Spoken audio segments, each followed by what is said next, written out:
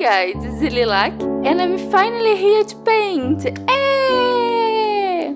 I'm painting with a Fabriano paper, 50% cotton cold press, 300 grams, and the paints are Micello Michango. So let's start. For me to decide what I would paint, it was really hard because I had a lot of ideas, a lot of stuff I wanted to do, but I knew I wanted to do something original. I do some fun art sometimes, I really like to do that answer, but for my first tutorial on YouTube, I wanted to do something original, something I created myself. This one I'm painting today wasn't my first choice, wasn't even the first tutorial I recorded. The first one I sketched in a vertical position, and for the enquadrament it is not good, and now I'm painting on YouTube, and enquadrament is something I have to think about, and that one I had to let go. I sketched this one, but like I said, it wasn't the first tutorial I painted. The first one, I don't know, I didn't like the end result. I was a little bit husky because it's been a month since the last time I took a brush to paint, so I didn't like it. I sketched it again and painted again, recorded again, and this one I finally like it. Before I tell you what I'm painting, and like this is the first tutorial I post on YouTube, I will talk a little about what I'm training myself to paint. Well, I want to specialize myself in painting sci-fi landscapes. Before I started painting watercolor, I knew that I wanted to paint landscapes. I'm terrible at making portraits. Proportion is not something for me, I think. And really, landscape is something that I think is most beautiful thing to paint, something since I was little I like to draw. But I wanted to paint in something more, something different, something illogical, not following the patterns what landscape should be like. I wanted always to add something more. It could be fantasy or it could be sci-fi. I like both sincerely, but I think sci-fi gives more freedom to paint whatever I like. So that's what I want to do. But I'm not talking about the technological stuff. I will one day painting something really technological too, I think it's amazing. But what I want to base my paintings on are how other planets look like. What is the vegetation? What's the scenario in general? What's the culture of the people there? What's the architecture? From this thought I came from to design what I'm painting today. And this right now is the final stage of a process that started long before. A few months ago, I designed a tree that rather than having leaves, it have a dome, a glass dome. And I did a painting with these trees. But I like the concept of it so much that I want to design other things in dome form. So I created this light standard. The first time I painted it, it was on a study and it was front of a head sky. So I knew that I wanted one day to make a big painting with the head sky and the light standards. By the way, both the tree painting and the first light standard are on my Instagram. If you want to see them, go there. It's in the description below. But back on the thought. So after I painted this stud on the light standard, I knew I wanted to create an electricity station, and that's how I created this painting. This is the electricity station from where the light standards are from. Because I made the first light standard on a head sky, the first thought that came in my mind was to paint the electricity station on the desert. And like deserts is one of my favorite subjects, I love to paint in with reds and purples. Yes, I use purple on the desert. I choose to make this painting on the desert scenario. And prepare yourself to see a lot of deserts in my future paintings. Even more that I'm thinking about making a series of fan fiction. I'm not talking about what it is, you will see in the future, but there will be a lot of deserts. So get yourself ready.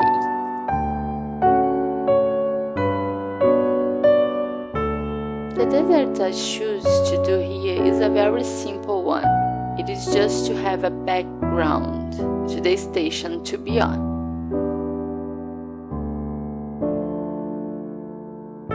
Guys, I did not want to have mountains in the background, just to be clear. I would recommend you to wait for the rest of your painting to be dry before painting an area nearby, or it will happen what happens to me. My desert ground bleeded into my sky, and it was a real pain in the ass to have to clean it up.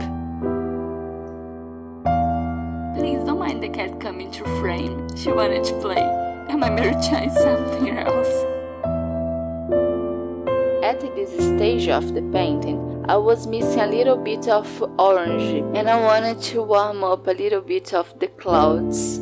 I wasn't feeling like it was a gradation of color. It had a lot of warmth in the bottom, but not so much in the top. So I decided to add a little bit more up there. Now I start to make the base for the electricity station. I tried to make a new technique I've been thinking on, using layers to get a perspective of far and near. Whatever is far is lighter than what is near. It's a very long process. You will see parts of it in the entire video, because I did it and redid it and redid it a lot of times.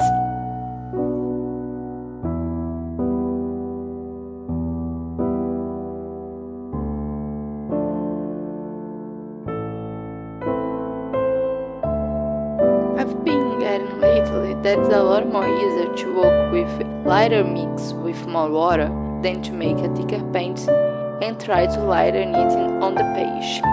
As a beginner, I know that working with water is a lot harder than I thought, so I use it to paint with thicker mixes. And I'm trying to change it now, because the end result of the paintings is a lot of better doing this way than what I done before. Lately, my paintings have been looking a lot more professional than it was before, and I see now the reason is because of the way I mix the colors. Using water is really the way of doing things in watercolor. So if you want to try it, go for it. If you are a beginner, maybe it's going to be hard, but if you continue to try, you get where you want to be. Like right now, I'm nowhere near where I want to be in my paintings, but I'm doing and redoing and rethinking everything I do, and I know if I practice hard, I'm going to get where I want. It may not be soon, but one day I will be there.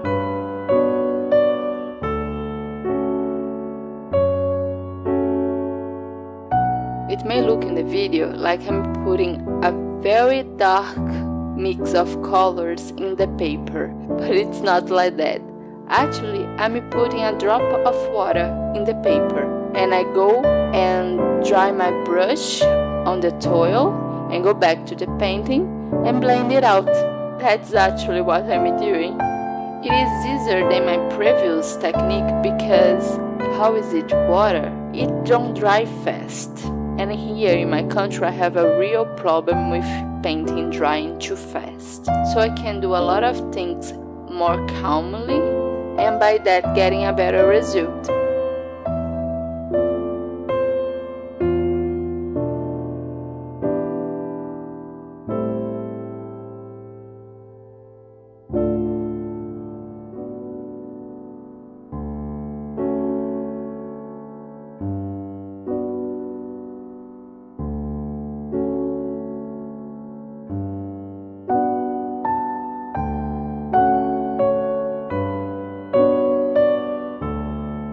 Like I said, it's a long process.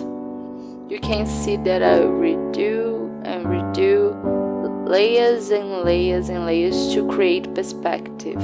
The ones from the back is going to be lighter because of it, and the ones of the front will be darker, so they will have more layers. It's a slow process, and I will be retouching here and there for the entire painting, by the way.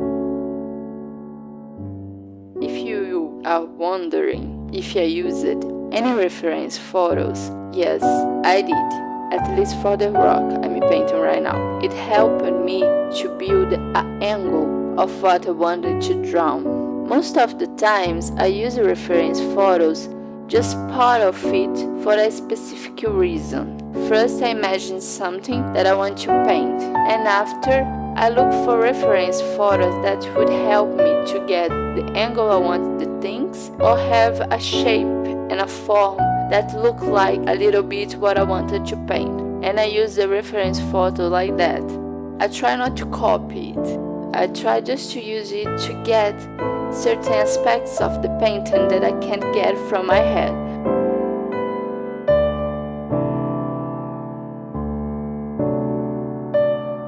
I was a little lost when I was painting this rock. I didn't know if I wanted to follow per se the reference photo or if I wanted to create something myself. I ended up creating something myself, but in the moment I was painting it, I didn't like it at all. What is sad, because looking right now at the footage, I think it's amazing, and this rock is looking really weird, really alien, really what I wanted it to look. But in the moment I was painting it, it was not what I was thinking. It was weird, what now I think is a good thing. But when I was painting, I was thinking that it was the terriblest, awfulest thing of the world. And it's not. It looked amazing, really. What was really bothering me was the red tone. And now looking at it, I think the red tone is the most amazing thing. It is really a case of tired eyes. I was looking at it so much that something amazing started looking awful. And it's really sad because I end up messing things.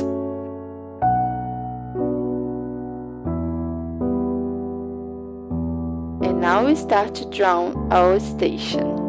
So when I was thinking how I would draw it, the first thing that came in my head was I wanted it to be dark and mysterious, and it would look like an evil fortress that we see a lot in movies, in comics, and in cartoons. But I didn't want it to be evil, not saying that it is evil or anything like that. It's just something that has in another planet. The concept I wanted to do was the dark thing, because when I think of it being light, it didn't match with what I wanted. I used the same technique that I was doing for the base. Like the background, it would be lighter, and the front that is shorter, it would be darker, in the same technique of layers. But still talking about the concept, I thought too of making something very industrial, something a little bit steampunky. Sincerely, I didn't want to make a lot of details in this. I didn't want to take the attention of it out to this station, because the real thing that is the name of this painting, and also what is more important in this painting, is the light standard that I still didn't paint. So doing a silhouette of the station, but even so putting a very powerful presence in it, it was exactly what I was looking for.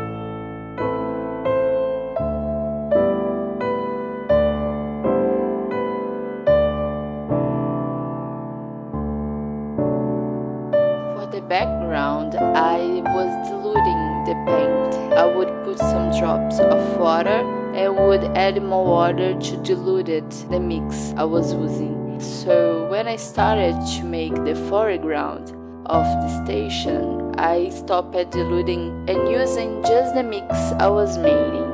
So this difference I wanted of perspective, it would appeal more. If you see right now, I'm doing the last part and it's looking a little bit lighter than the part in the side. But I'm going to return to it later and I'm going to put another layer in it. The difference that I want that the foreground to be darker would have more presence. But still, I will redo a lot of the background.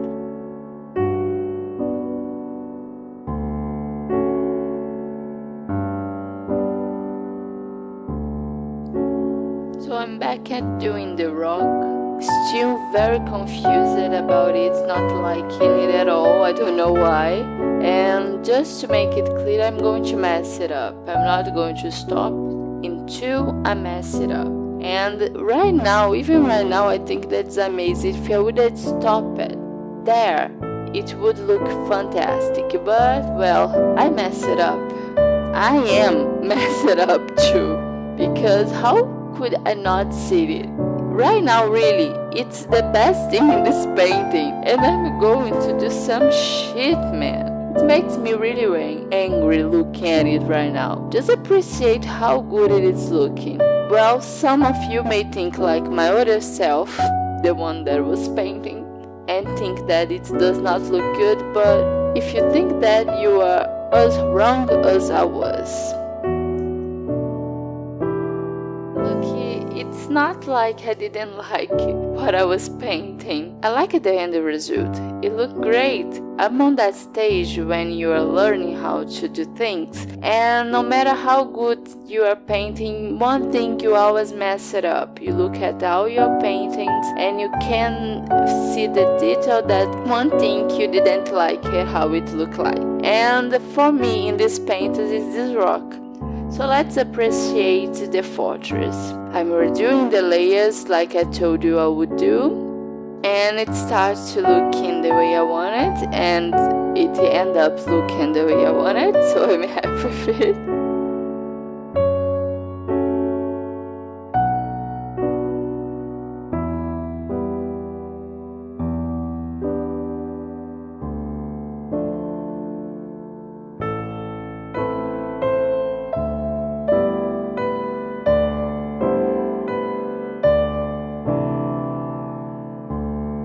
At this point I thought making windows would look good.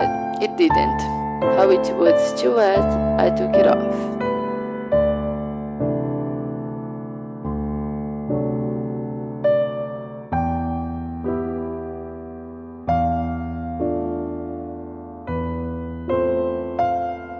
So finally we start to make the light standards. And the main reason why I got obsessed in doing them was because of the circles that are the base of the light standard. They are simple things that make an amazing effect in your painting, more so transparent the way I'm doing right now. You do it with glaze, a technique very simple that puts a very thin layer of color over something you already did and make it look awesome. Looking at my painting just like that, I think it looks amazing. If I hadn't had sketched it before, I would probably leave it like that. But this is another concept for a future painting, maybe.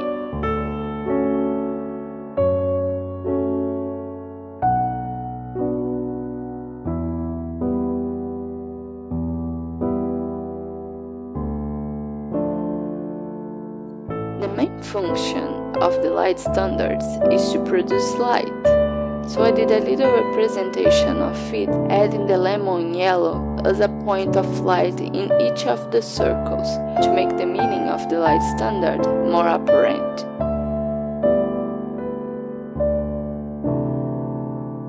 And if you missed that before, it was when I messed up the rock.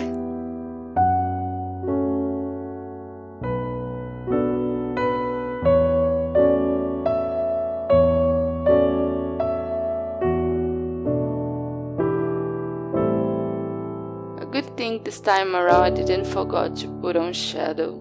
In my previous video, the one I didn't post, I forgot, and it looked a little bit weird. Shadow is something really important. A lot of people don't pay attention at it, but it can break or sell a painting. My shadow work is not really good. If you have any tip, please leave it in the comments below. It would help a lot.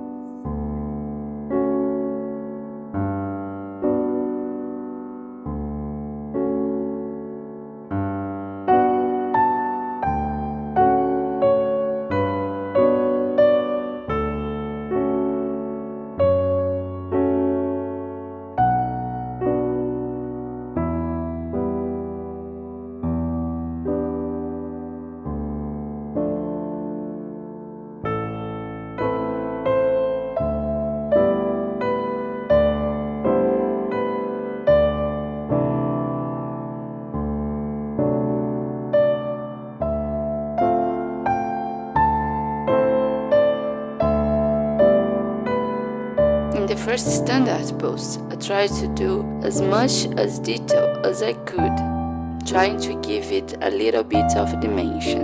In the other posts, I didn't do so much. First, because I want to emphasize that distance thing that I was trying to do in the entire painting. But I think I misstepped a little bit in the second one. It is near enough to have a little bit of detail and I didn't put it on. But likewise, the overall look is good, so I'm happy.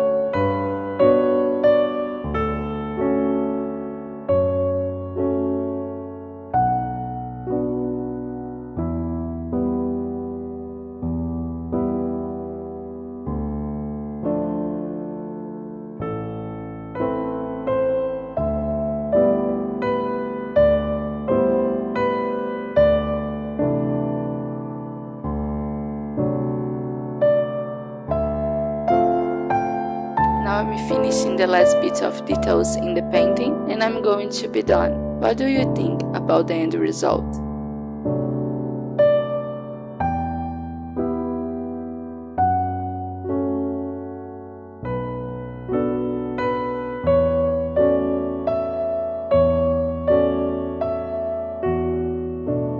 I hope you liked my first tutorial on YouTube.